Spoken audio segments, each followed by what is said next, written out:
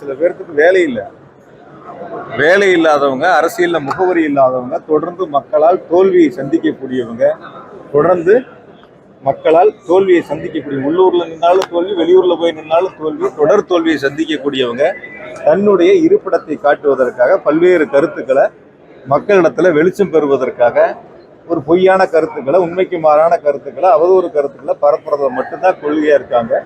அந்த அவதூறு கருத்துக்களை பத்தி நாங்கள் கவலைப்பட வேண்டிய அவசியம் இல்லை. எனவே எங்களுடைய நோக்கம், அரசினுடைய நோக்கம் மக்களுக்கு நன்மை செய்ய வேண்டும். அந்த நன்மைகளை நாங்கள் தொடர்ந்து செய்து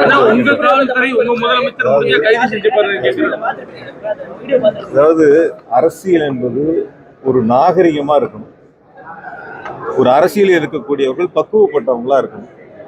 சொல்லக்கூடிய கருத்துக்கள் யாரும் புண்படாத அளவுக்கு, யாருடைய மனமும் வேதனைப்படாத அளவிற்கு, யாரையும் பழிச்சொல் சொல்லாத அளவிற்கான வார்த்தைகளை பயன்படுத்தணும்.